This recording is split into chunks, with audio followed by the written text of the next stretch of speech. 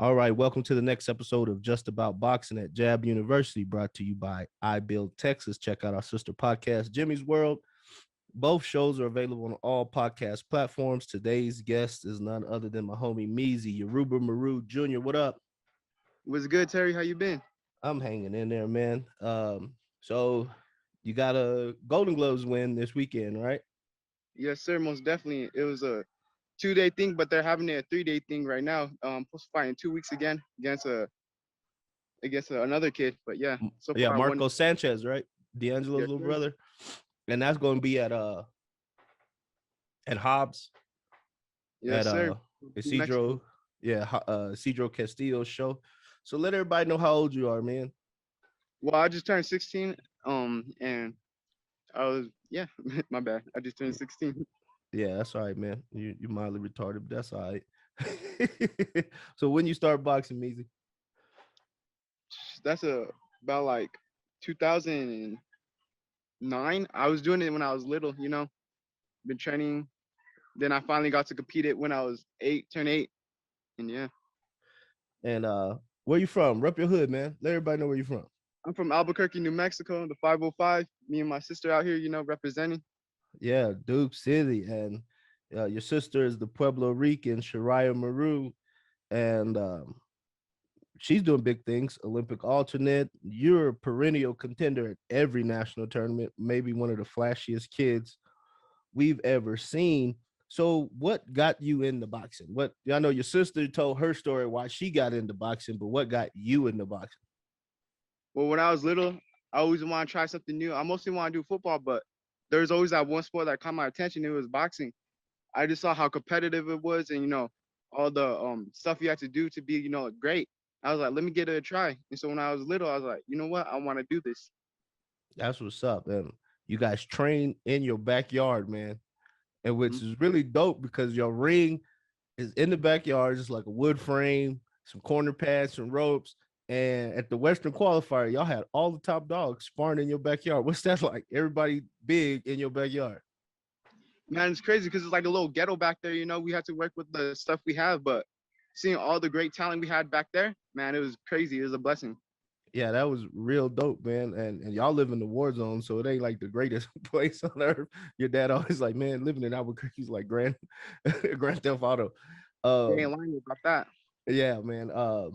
So you've been training for a number of years. You're at almost every tournament. I don't see you miss none of them. Like, so what do you love most about boxing? Well, the competitiveness, man. Like out of all sports, I feel like it's just that competitive. There's always gonna be that kid that's always gonna be have like that slight edge over you or something, and you're gonna have to train harder or something just to do it and beat them. But I just mostly like it because how competitive it is. It gives me a challenge to do. And what do you hate most about boxing? Oh, that's a tough question. Sometimes I guess when you're cutting weight, cutting weight be so hard because it's up to you to make the weight, and it's always on you. That's what's up. You played other sports too. I remember seeing you play basketball. Yeah, I played basketball, but I'm gonna be honest, I wasn't that good at it. That's I could do little handles, but my shooting was pretty bad. that's hilarious. At least you're honest with yourself. You know yourself, man. So you've been to all these tournaments. Like, what is your favorite tournament to go to? Mm, I don't know at the moment. Maybe JOs, because you Everybody got to, says JOs. Nobody because you got says national championships. I had I think Joe Hicks is the only person said Eastern.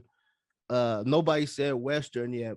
Well, no, I think one person said Western because it was closest, but like everybody else just says JOs, man. What makes the JOs that dope of a tournament?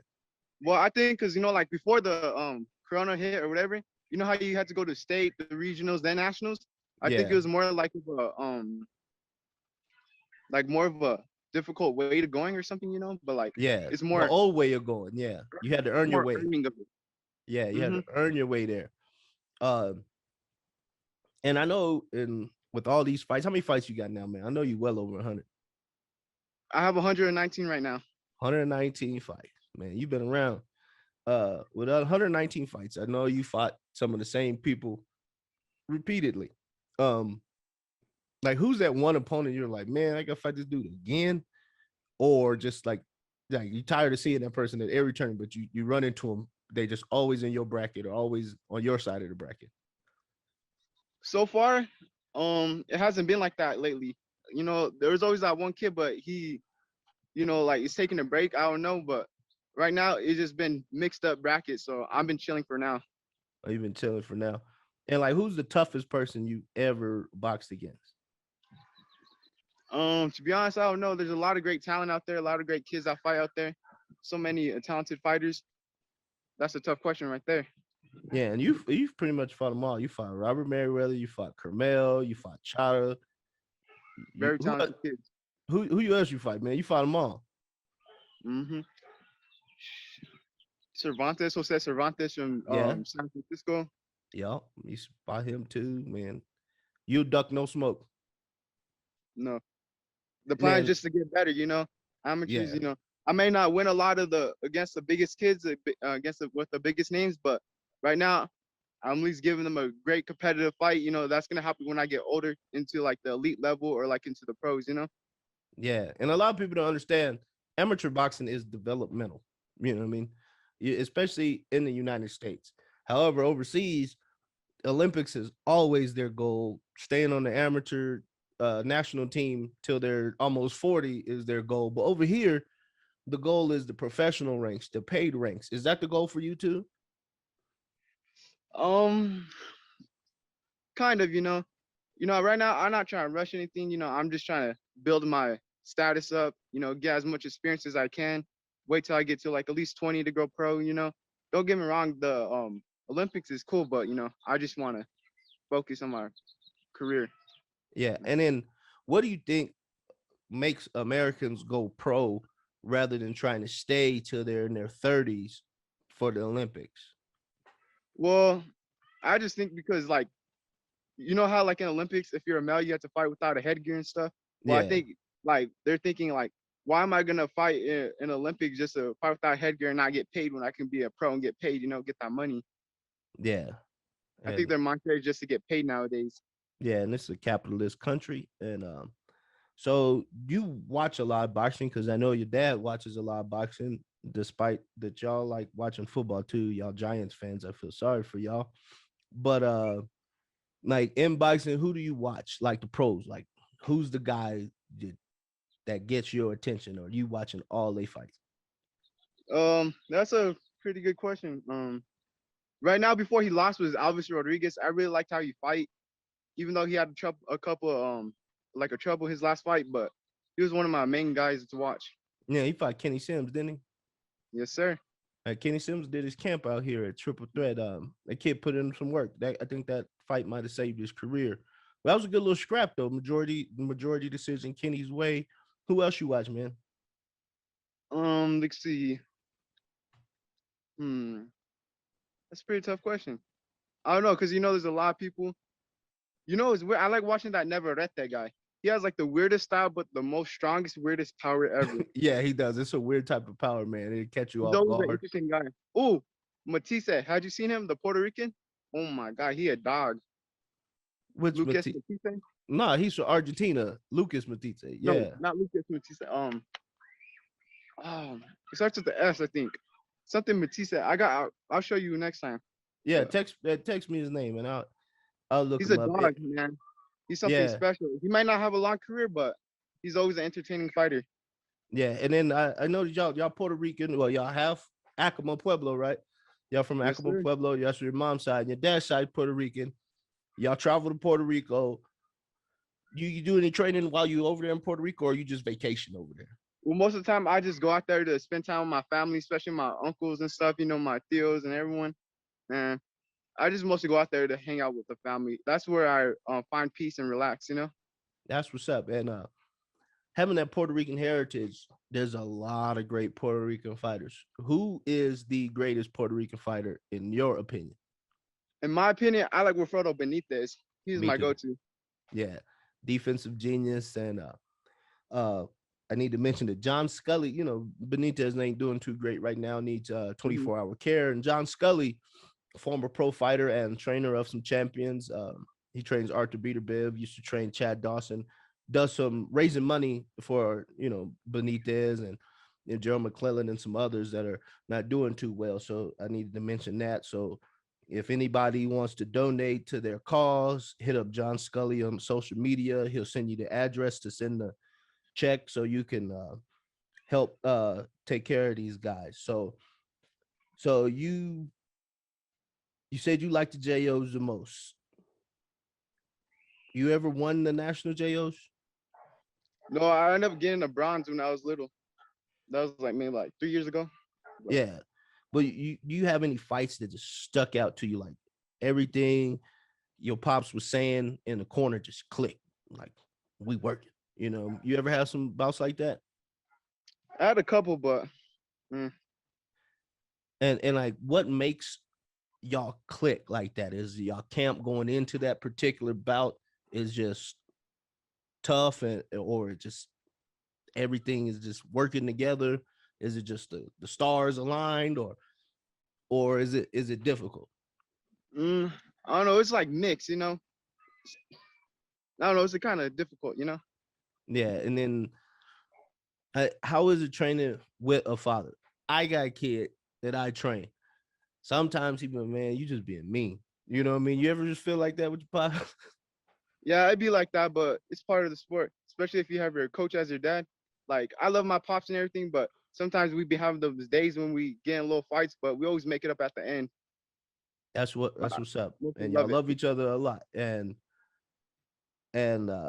you coming from Albuquerque, like in the southwest region of this country, Albuquerque is the boxing city. I'm talking about Bob Foster, Holly Holm, Johnny Tapia, Johnny Tapia, the biggest name out of all of them, Danny Romero, Fidel was up there too. You know what I'm saying? You had Archie Ray up there too. You had we got Angelo Sanchez, Leo coming up. Angelo Leo got, you know what I'm saying? Like, what makes Albuquerque a fighting city like that?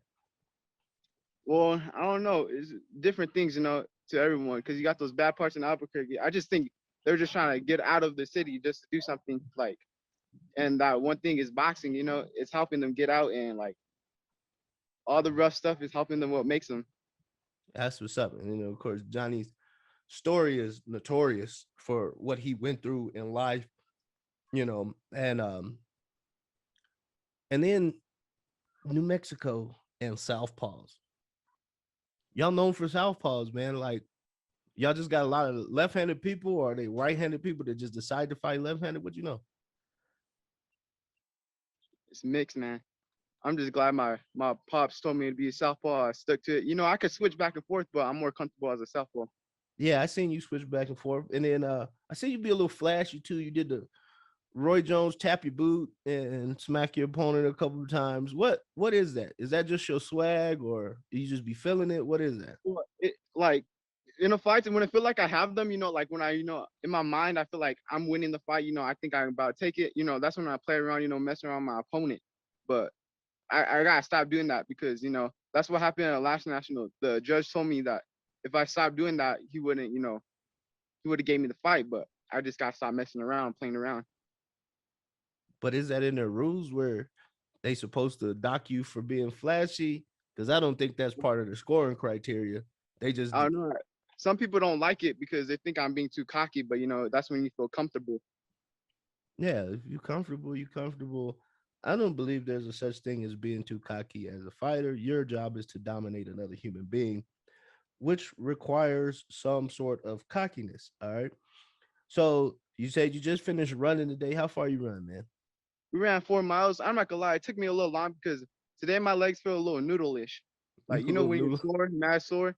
Oh man, Yeah. my legs are noodles right now. Do you do any kind of specific type of recovery? Not really. Mostly take you know like an ice bath or regular stuff. Just like that ice bath. You don't go get the massage therapist or any of that cryotherapy or any of that crazy stuff. Mm-mm. Yeah, I heard that cryotherapy is cold as hell. So, like, what's y'all's training schedule like? Six We days always a week, saying 7 days a week. It's in your backyard, so your dad say, "Let's go train. It's time to train." We always train through Monday to Saturday, Monday to Friday, but like Saturday and Sunday we mostly go like run in the mountains. You know, my dad always tells me if you're not gonna train for like say I got done with the tournament, if you're not gonna train like boxing wise, just go for a run or something. Always stay in shape, you know. So Yeah. Do you we try find to work. that helps you cut weight because you're not far away from your weight no more? Yeah, we're not like the- I never really had to like cut like crazy weight for a tournament. I always walk around at my walk around weight and like I'm just straight chilling. And you fighting 119, right? Yes, sir. And you're a junior or you a youth? I'm a junior, but after this I'm about to be youth. In December, you become a youth, and then so like y'all bracket is pretty hot. Like you went into Chowder like first day of the tournament. Like y'all bracket stays hot. You had what Panterita left and is going pro or something like that. But Well, overall, it's a pretty hot tournament or hot bracket. yes, sir. And Last year I had one of the biggest ones and one of the strongest ones, but you know, yeah, so with you said you're gonna wait till 20 turn pro or around that time, but you see these other cats going pro real early. Does it cross your mind like, man, I want to go do that, or nah, you just set on being an adult first? well, right now, like I said, I'm just wanting to get as much experience as I can because, you know, pros and amateurs are two different things. I just want to learn, learn, and get better as I can. That for them, that's good for them if they want to go pro early, but that's not me. That's I what's still up. got stuff to work on. And then your sister's on always at camp here in Colorado, or this last time in San Diego. When she goes to camp, does she come back and tell you like what to expect? Is it different from what y'all do at home versus what she does at camp? Does she let you know anything? Does she give you inside track? I mean, she lets us know for a couple of things. You know, sometimes the workouts, you know, like when what's their running schedule, their training schedule, stuff like that. You know. So you've had an opportunity to come up and see the Olympic Training Center. You ever plan on coming to go to camp here or trying to make the team up here? Most definitely, you know, I always want to make the team. That's always going to be a blessing, you know. I just want to, I just got to work hard and train hard just to do it. And so what grade are you in, man?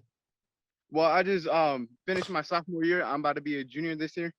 You got a driver's license yet? Mm-mm, I heard you can't drive no way. mm-mm. No, I heard your sister can barely drive too. These inside jokes, y'all. Yeah. So like how often do you spar? Every Tuesdays and Thursdays, sometimes Saturdays if the coach will let us. Okay. And at one point in time you had Philo, he was on your team. So the sparring was more in house. So now y'all having to do you have to go to other gyms to spar or what's that? Yeah, right now I have to go to like different gyms like Sanchez, Power and Glory, stuff like that just to get work, you know. Everyone's helping me out and we're helping them out. That's what's up. And New Mexico always takes a very strong contingent to nationals. Do you ever feel like being from the Southwest or being from New Mexico, sometimes you get to a national tournament, you get overlooked because of where you're from? Well, you know, to me, I don't really care if they overlook me because at the end of the day, we're both going in the ring, you know. Let them overlook me because, you know, they gotta stay humble at the end. If they don't, you know, I'm gonna take Mm, over and win. That's what's up, man. And do you watch any of your contemporaries, like other amateurs, whether it be in your weight class or not? Do you watch any of them? Most definitely. I like watching boxing. So all that to amateurs to pros or whatever, especially amateurs, I like looking people for like my weight class or above or a little lower, no matter what, you know. I just like And is there some like do you take from what you see these other guys do and try to put it, especially if there's something you like, and try to put it in your game? yeah, yeah. I see what I like, especially if there's a southpaw out there, like another amateur. I like to look like what makes them win and you know, like what makes him so different compared to the other fighter. You know, I just try it out. You know, it doesn't hurt. Do you try it out just in a fight out of surprise, or you try it in sparring first? Well, I tried in sparring. Then if I see if it works a lot in sparring, I'll try it in a fight. Oh, that's what's up. So I don't want to hold you too long. Um, do you want to hit everybody with your social media handles so they can go ahead and follow you and keep up with you? Yeah, my Instagram's at Yoruba with three A's at the end, and Yoruba Junior Maru on Facebook. Just add me, support. Watch me grow. And you got anything to say to your fans out there?